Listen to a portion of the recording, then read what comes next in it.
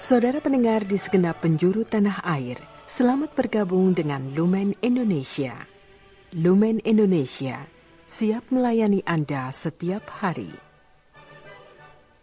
Saudara terkasih, marilah kita bersatu dalam Tuhan kita Yesus Kristus yang tidak berubah dahulu, sekarang, dan selama-lamanya. Allah Sang Maha Rahim mengasihi dan menerima sebagaimana adanya kita. Allah Bapa kita di surga senantiasa bersedia menolong, menghibur dalam menghadapi segala permasalahan hidup sehari-hari.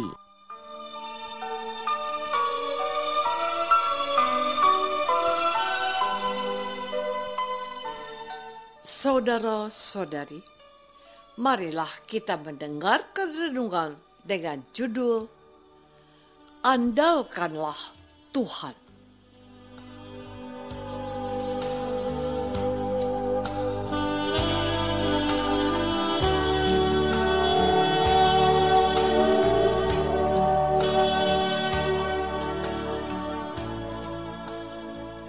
Yang berdasarkan pada Injil Lukas bab 17 ayat 30 dan 33. Demikianlah halnya kelak pada hari di mana Anak Manusia menyatakan dirinya. Barang siapa berusaha memelihara nyawanya, ia akan kehilangan nyawanya. Dan barang siapa kehilangan nyawanya, ia akan menyelamatkannya.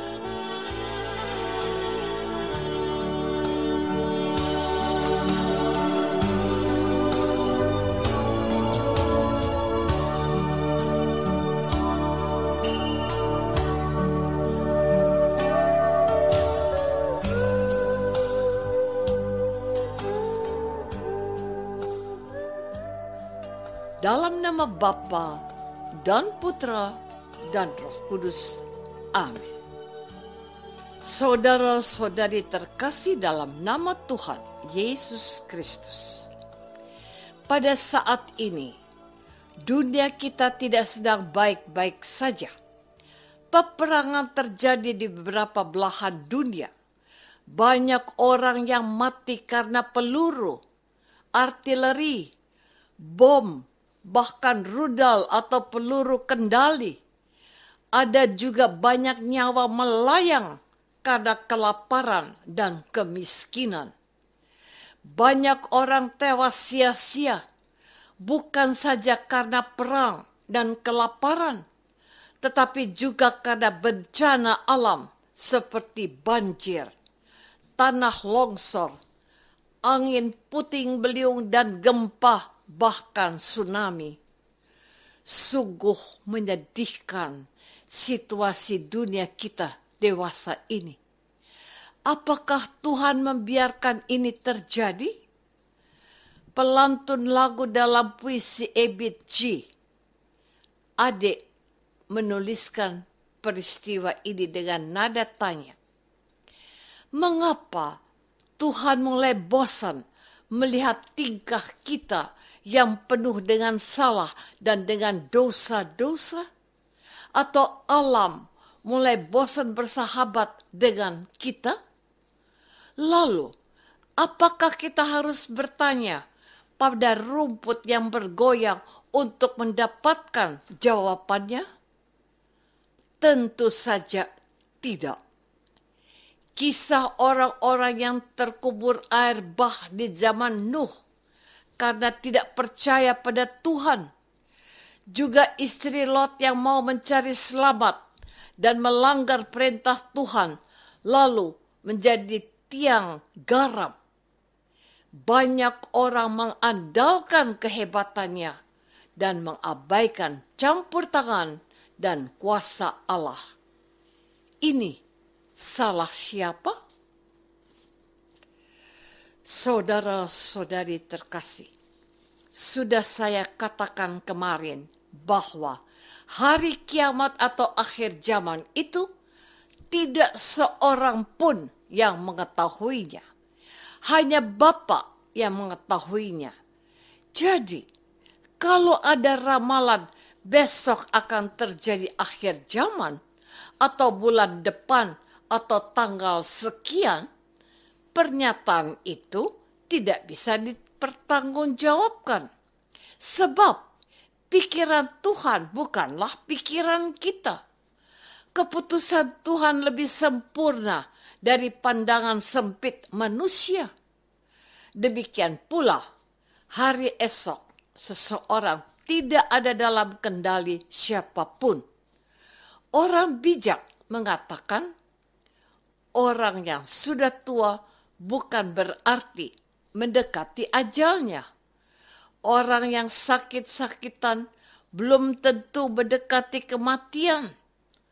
Usia muda bukan jaminan umur yang panjang. Seorang berkata, umurnya baru 20 tahun. Ia sedang dibanggakan orang tuanya, mau meraih cita-citanya. Tetapi dia harus meregang nyawa karena kerusuhan dan unjuk rasa atau yang terjadi beberapa waktu yang lalu. Seorang pemuda yang tampak bugar dan suka bergaya mati karena tabrakan dengan mobil. Siapa yang tahu umurnya sendiri sampai kapan? Saudara-saudari terkasih, dalam perkembangan zaman yang semakin pesat, kemajuan teknologi yang makin canggih, dan artificial intelligence atau AI yang sepertinya bisa memberikan solusi dan jawaban untuk apapun yang menjadi persoalan kita, menjadikan orang sibuk dengan HP, gadget, internet, dan mencari banyak jawaban dari berbagai persoalannya di situ. Suatu hari, seseorang bertanya kepadaku, apakah saudara setuju kalau AI juga digunakan untuk memahami dan menafsirkan Alkitab? Spontan saya menjawab tidak.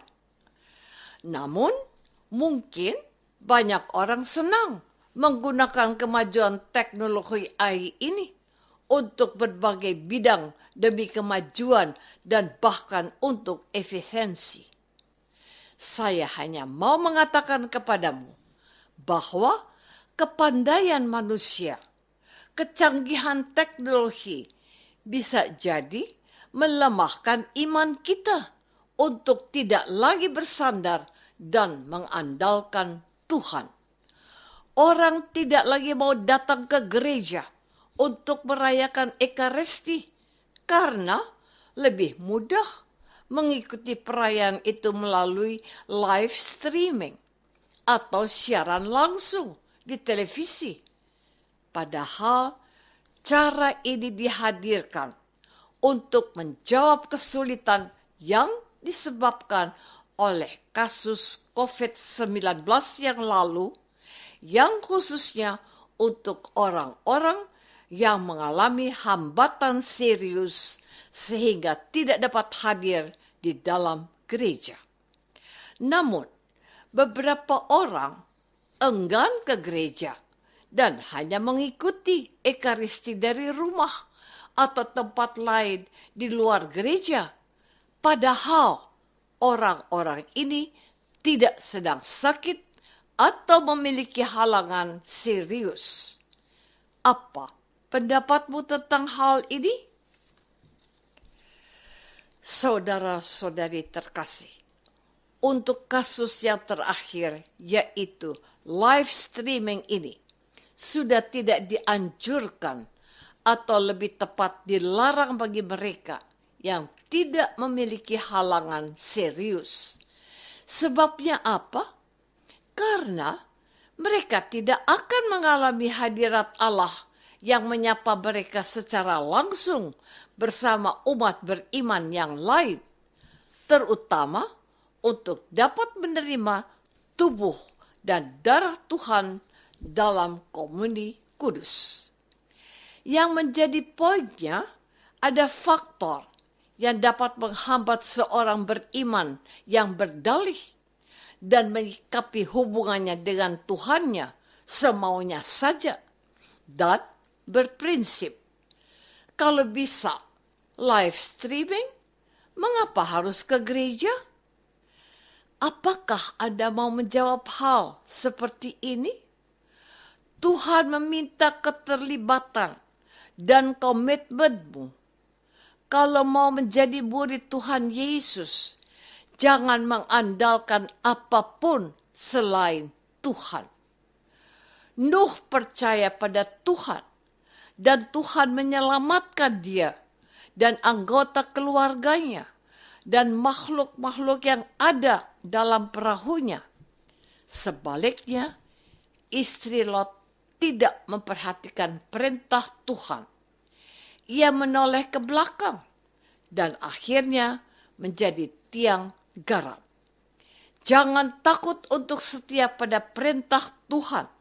Bahkan kalau Tuhan menghendaki nyawamu sekalipun, sebab siapa yang mengandalkan kesetiaan Allah, ia tidak akan dikecewakan.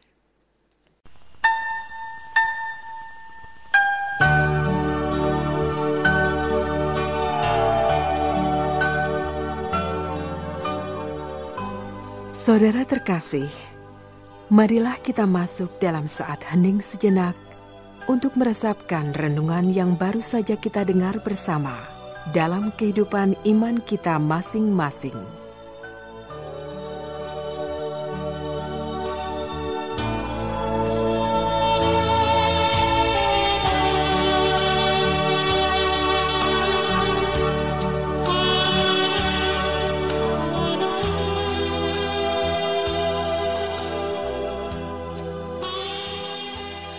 Apakah aku mengandalkan Tuhan dalam menghadapi berbagai persoalan hidupku? Marilah kita berdoa. Bapa yang Maha Baik, kami percaya pada firman-Mu, yaitu Yesus yang mendidik kami untuk setia pada kehendak-Mu.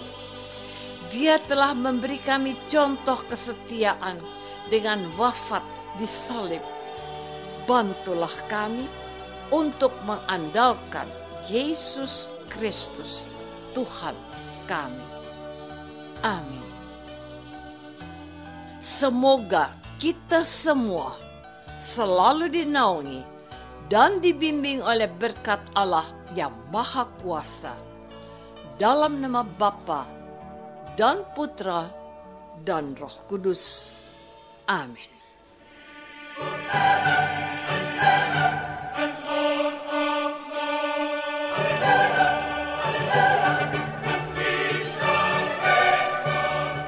Dengan penuh kasih dan sukacita, Lumen Indonesia mengundang saudara-saudara seiman di segenap penjuru tanah air.